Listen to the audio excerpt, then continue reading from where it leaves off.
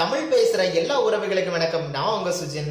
சரி, கூவமாட்டில் வாழ்ற மீன்களை பத்தி என்னைக்காவது யோசிச்சிருக்கீங்களா? நாம எவ்வளவு நிம்மதியா சுவாசிச்சுக்கிட்டு இருக்கிறோம். ஆனா அந்த கூவமாட்டில் வாழ்ற மீன்களோட குமுறல் என்ன தெரியுமா? எங்களை ஒரேடியா கொன்றுங்க, இப்படி இன்ச்சிஞ்சா சாகடிக்கிறதுக்கு பிளாஸ்டிக் குப்பை, இறைச்சி கழிவுகளை போட்டு சாகடிக்கிறீங்க. சரி, எதுக்காக இந்த கூவமாரை பத்தி பேசணும்? இப்போ ரீசெண்டா புதுச்சேரியில உப்பனாறுன்னு ஒரு ஆறு கூவமாறா மாறிடுச்சு. நாளைக்கு உங்க பக்கத்துல இருக்க ஏரி குட்டைகள் கூட இப்படி ஆகலாம். அதை பத்தியதான தகவல் தான். ஸ்கிப் பண்ணாம பாருங்க. அதுக்கு முன்னாடி நீங்க பண்ண வேண்டியது என்னோட சேனலை சப்ஸ்கிரைப் பண்ணுங்க. வாங்க பார்க்கலாம். மீன்கள் எல்லாமே இயற்கையாவே ஆரோக்கியமா தான் இருக்கும். ஆனா சுவாசிக்க முடியலன்னா அதோட செவில் மூடிகள் எல்லாம் வேகமா அசைச்சுக்கிட்டே இருக்குமா. யாருமே தண்ணிக்குள்ள போய் பாக்குறது இல்லைல்ல. அந்த திமிரு தான் நம்ம கிட்ட இருக்கு. இயற்கையோட அதிசயம் அந்த கடல்வாழ் உயிரினங்கள் தான். மீனுக்கு காது கூட கிடையாது. என்னைக்காவது யோசிச்சிருக்கீங்களா?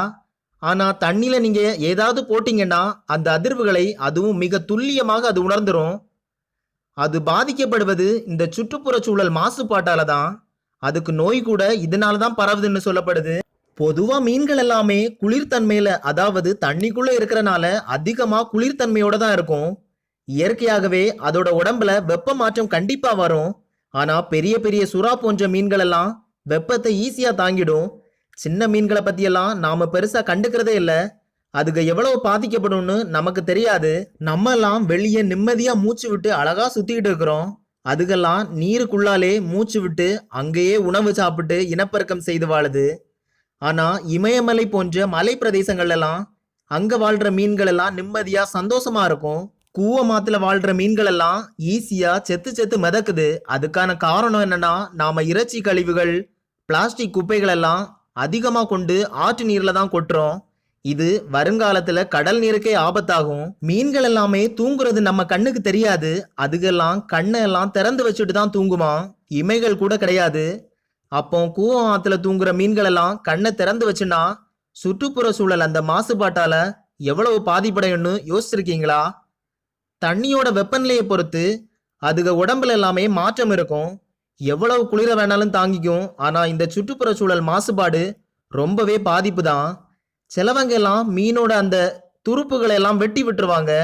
உங்களுக்கு கால் இல்லைன்னா எப்படி வாழ்வீங்களோ அதே மாதிரிதான் அதுகளும். எங்களோட நிம்மதியை நீங்க தொலைச்சாலும் எங்களோட நீச்சல் தொடர்ந்துகிட்டே தான் இருக்குன்னு மீனோட குமுறல். எல்லாரும் சொல்லுவாங்க, நீருக்குள்ள ஒரு மீன் போல ஹாப்பியா சுழண்டு சுழண்டு வாழ்ந்தால் கண்டிப்பா வெற்றி நிச்சயம் அப்படின்னு. ஆனா பாட்டில்ல, தொட்டில், குட்டையில எல்லாம் நாங்க இருக்கிறோம். அங்கெல்லாம் தண்ணி இருக்கு.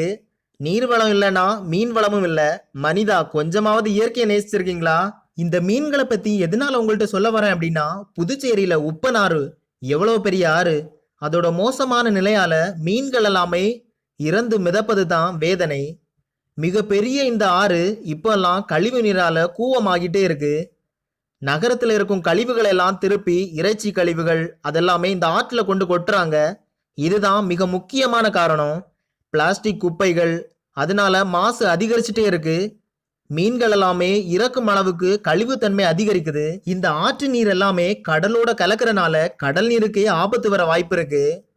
அரசுக்கெல்லாம் கண்டிப்பா தெரியும். ஆனா இதை தடுக்க பெருசா எந்த முயற்சியுமே எடுக்கிறதில்ல. அவங்களுக்கு பெருசா அக்கறை எல்லாம் இல்ல. மத்திய அரசு இந்த ஆறுகளை எல்லாம் டெவலப் பண்றதுக்காக திட்டமே வச்சிருக்காங்க. அதற்கு சுற்றுச்சூழல் துறை கண்காணிக்கணும். அவங்க வேற ஒப்புதல் கொடுத்து பெருசா கண்காணிக்கவே இல்லை. ஆற்றுல ஓடுற தண்ணீர் தான் இந்த சுற்றி இருக்கிற மீனவ கிராம மக்களோட வாழ்வாதாரமும். மீன்கள் செத்து துர்நாற்றம் வீசுவது அங்க சுற்றி இருக்கிற ஊர்கள்ல எல்லாம் நோய் பரவ கூட சான்ஸ் இருக்குன்னு சொல்லப்படுது.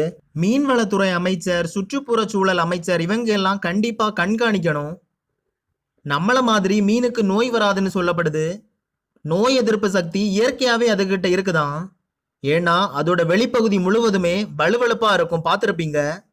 எந்த ஒரு நோய் கிருமிகளும் உடலுக்குள்ள போகாதபடி அந்த தடுப்பு சுவர் தான் அது. இன்னும் சொல்ல போனா வெளிப்புறத்துல மட்டும் ஒட்டுண்ணிகள் தாக்கும்.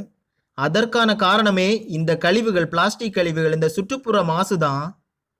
மீன்கள்ல பல வகைகள், அதாவது 33,100 வகை மீன்கள் இருக்கு. உலக பொருளாதாரத்திலே உணவுப் பொருளான இந்த மீன் தான் முக்கியமான பங்கு. வாழ்வாதாரமே மீன் பிடிக்கிறத நம்பி எவ்வளவோ பேர் இருக்கிறாங்க தெரியுமா? அழகுக்காக வீட்டில் மீன் வளர்க்குறாங்க. பண்பாட்டு சின்னங்கள், சமய அடையாளங்களாகவும் நம்ம பண்பாடு மீன்களை போற்றுது. இன்னும் சொல்ல போனா வீட்டுக்குள்ள நீங்க மட்டும் மீனை எல்லாம் சிறைப்படுத்தி வச்சிருக்கீங்க. ஆனா அவங்களோட நீர்ப்பரப்பை நாம நாசமாகிட்டு இருக்கோம். முடிஞ்ச வரை வேஸ்ட் எல்லாமே தண்ணியில கொண்டு கொட்டாதீங்க.